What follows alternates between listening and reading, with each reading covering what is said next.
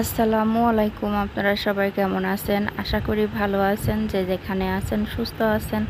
তো আপনাদের দোয়ায় আল্লাহ তাআলার অশেষ রহমতে আমরাও বাড়িতে সবাই ভালো আছি। তো এই যে সকাল থেকে ভিডিওটা শুরু করতেছি, এখন প্রায় 8:30টার মতো বাজে। তো হাঁস মুরগিগুলো তো আর ধরে রাখা যাবে না। তো কালকে আবার একটা নতুন হাঁস কিনে আনছি, অনেক বড়। ছেলে হাঁস ছিল না, তো সেটাই আমি কিনে আনছি, যেহেতু আর কি করার, এটা দরকার। তো মানুষের শখের তোলা 80 টাকা হয়, আর আমার শখের হাঁস কিনা হয়েছে 1400 টাকা দিয়ে। অনেক দাম এই হাঁসটার। আসলে কিন্তু শখের জিনিস পালতে খুবই ভালো লাগে। তো আর কি করার, এভাবেই সংসারের মাঝে যেটুকু করতে পারি। তো এই যে সকালবেলার খাবারটা কিন্তু আমি রান্না করে ফেলছি। তো এখানে তানভীরও উঠে গেছে, ওর রাত্রে একটু জ্বর আসছিল, যেহেতু এখন মাঝে মাঝে বৃষ্টি হয়, 2-1 ফোঁটা বৃষ্টির পানি পড়ছিল মাথায়, এই জন্য ও জ্বর ছিল। তো সকালবেলা উঠেই দেখে যে ওর বাবা বিরাসটা কিনে আনছে, এজন্য বিরাস পেয়ে অনেক খুশি। আবার এই যে সকালবেলা আজকে অনেক দিন পরে আর কি আলু ভর্তা করছি। তো রাইস কুকারে যখন ভাতটা চড়ায় তখনই ভাবতেছিলাম যে আজকে সকালবেলা একটু ভর্তাই খাবো, এই জন্য আমি এর মধ্যেই 2টা আলু দিছিলাম। তো এই যে এখন শুধু আলুটা ভর্তা করব, আর সঙ্গে আছে হলো শাক ভাজি।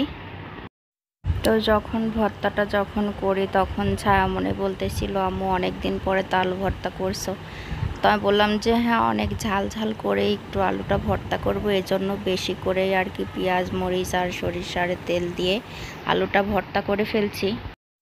তো ওই যে ভর্তাটা করে ফেলছি, সাথে চাক ভাজাটাও হয়ে গেছে। আজ অনেক দিন পরে কিন্তু বেগুনের চাকটা ভাজি করছি, যেহেতু তানভীরের খুবই পছন্দ। তো এই যে ছায়ামণি খেতেও বসে পড়েছে, ও কিন্তু অতটা ভর্তা ভর্তি পছন্দ করে না। তো আজকে বসছে যে অনেক দিন পরে ভর্তাটা করা হয়েছে। তো এই যে এখন তানভীরও খেতে বসে পড়ছে। তো তানভীর কিন্তু আবার একা একা উঠায় খেতে বেশি পছন্দ করে, ওকে উঠাই দিতে লাগলে আর কি ও লেয় না। তো ছোট হলেও আসলে ও এমন এমন সময় যে কাজগুলো করে দেখতে আসলেও ভালো লাগে। তো এই যে ও নিজের মতো যতটুকু লাগে ততটুকু উঠাই নিবে, এই জন্য বলতেছিল। তো দেখেন আমিও চাক ভাজার বাটিটা আগাই দিলাম, যে ওর যতটা দরকার ও ততটাই উঠাই নেবে আর কি, যেহেতু বাচ্চাদের মন মতো করে দেওয়াই ঠিক। যদি আমি বেশি করে গালে তুলায় জোর করে খাওয়াই দিই, তো এই খাওয়াটা ওদের বেশি হয়ে যায়। তো যেটুকু পারবে সেটুকু ওর ইচ্ছা মতো খাবে, তো এটাই ভালো। আজকে শুক্রবার, ওর বাবা একটা বিয়ের ভাড়া পায়, সেজন্য খুব তাড়াতাড়ি করে রেডি হচ্ছে। খেলে আসবে শোনা যায় না।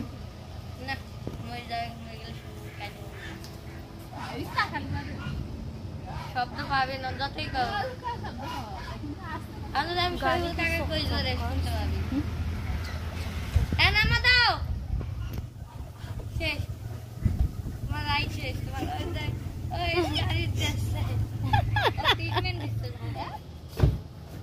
ইলিশ মাছ আর বাদাম ভর্তা হলে পর কিচ্ছু লাগে না।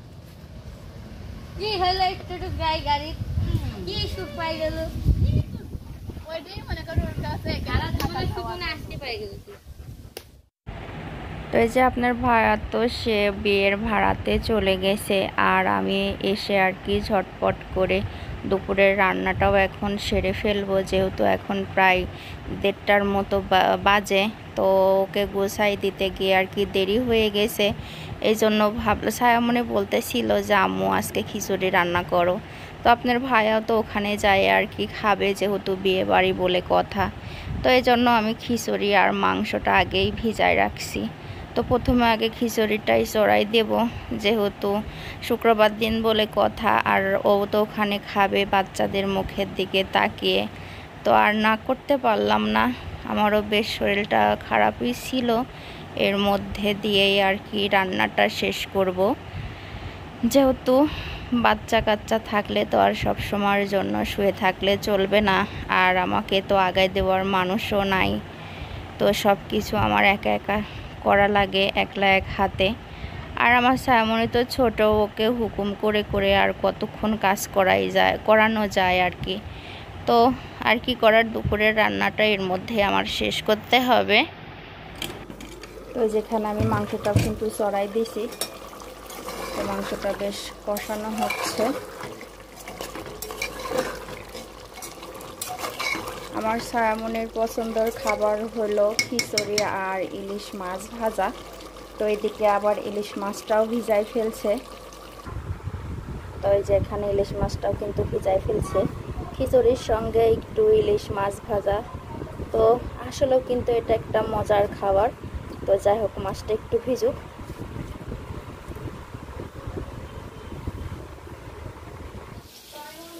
তো দেখেন আজকে আমার সায়ামনি কিন্তু বললাম না যে পছন্দের ইলিশ মাছটা কিন্তু এখানে দেখেন ভাজতেও দিয়ে দিছে, শুরু করে দিয়েছে ভাজাটা। আসলে পছন্দের জিনিস রান্না করতে হলে কিছুই মনে হয় না, আমার থেকে অনুমতিও নেয় নাই। বেশ সুন্দর করে কিন্তু মাছটা একা একাই কাটছে, আবার একাই ভাজতেছে। তোরা খাবো আর আমি দেখবো।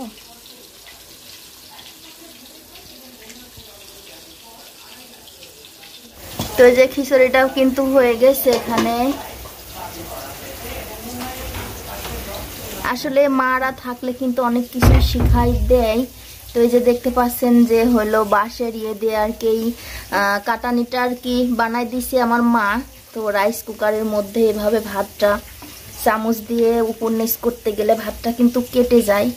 তো এই জন্য আর কি এটা দিয়ে নাড়াচাড়া করা সুবিধা হয়। তো ভাতটাও হয়ে গেছে, তো আমি এটা দিয়ে আর কি উপর নিচটা করাই, যে মশলাগুলো আছে সব কিছু মিশে যাবে। ওই যে দেখেন তানভীর হলো তো আজকে নামাজে গেছিল। তো দেখেন অনেকগুলো কিন্তু সিন্নি পাইছে, এই সিন্নির লোভাই আর কি সে নামাজটা পড়তে যায়। হ্যাঁ, আর এই যে দেখেন দুপুরবেলা সেই বৃষ্টি হয়েছে, এই কাদার মধ্যে আসতে গিয়ে তো তাহিদ আর কি পড়ে গেছে, তানভীর পড়ে নাই। তানভীর খুশি হয়ে গেছে। তে যাও দাদিকে একটা দিয়ে আসো। আমার স্যান্ডেল স্লিপ খাইছে। হ্যাঁ তুমি দাও। আগা খুলে দাও ওটা। তো ফ্যানের নিচে বসাই। সিন্নি জিনিস ভাগাভাগি করেই খাতে হয়।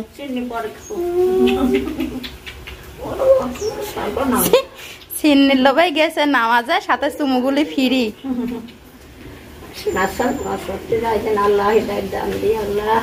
দাদিও দোয়া করে দিচ্ছে নামাজ পড়বি না, নামাজ পড়ার প্রতি আগ্রহ থাকলে নামাজ পড়বে না। তো এই যে মাংসটাও কিন্তু হয়ে গেছে। এই যে সায়ামনির ইলিশ মাছ ভাজা তেল সর ঢেলে আনছি। হ্যাঁ তানভীর দিবি, দাঁড়াও দাঁড়াও, তানভীর দিয়ে এলি।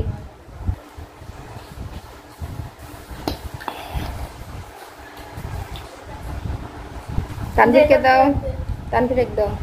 তো দেখেন তানভীর কিন্তু সিন্নি আনে, সে সিন্নি খাওয়াই ব্যস্ত, মাংস দিয়ে ভাত খেতে হবে।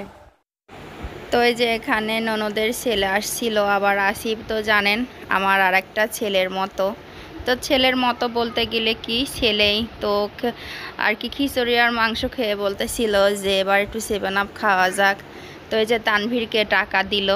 তো গোশ ভাত আমার আর 7 আপটা আজকে আসিফ খাওয়াবে, এই জন্য তানভীরকে পাঠালো আনতে। তো তানভীর আর খুশি মনে দেখেন কিভাবে পকেটে টাকাটা ভরে নিয়ে চলে যাচ্ছে। তো এই যে বলতে না বলতেই কিন্তু আবার কোক নিয়ে চলে আসছে, 7 আপ পায় নাই। তো কোক তো আমি খাবো না, এদিকে আবার বলতেছিল যে আজকে নতুন স্টাইল করে আর কি খাওয়াবে। তো ফ্রিজ থেকে বরফ বের করে গ্লাসের মধ্যে দিয়ে ওর মধ্যে কোক ঢাললো। তানভীর তো খুব খুশি, কিন্তু এদিকে আসিফ যে মনে মনে চালাকি করছে যে ওইটা সবার মাঝখানে ঢালবে আর ওটা নিজেই খেয়ে ফেলবে। কত বড় একটা হাসির কাণ্ড। এদিকে তানভীর কিন্তু চেয়ে চেয়ে দেখছে যে কি হয়।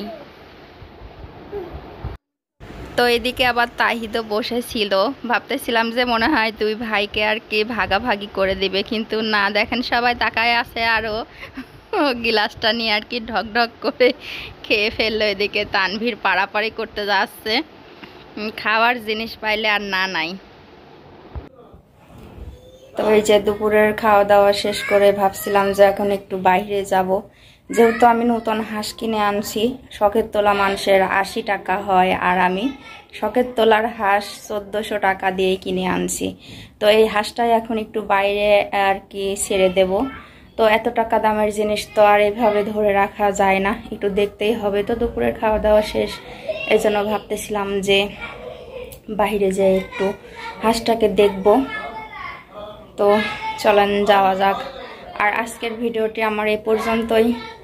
কেমন লাগলো সেটা কিন্তু আপনারা অবশ্যই কমেন্টে জানাবেন। আর যদি ভালো যদি কমেন্ট আসে, কমেন্ট পড়াও কিন্তু একটা মজার বিষয়, পড়তেও ভালো লাগে, আবার সব কিছু মিলিয়ে আর কি খুশি লাগে।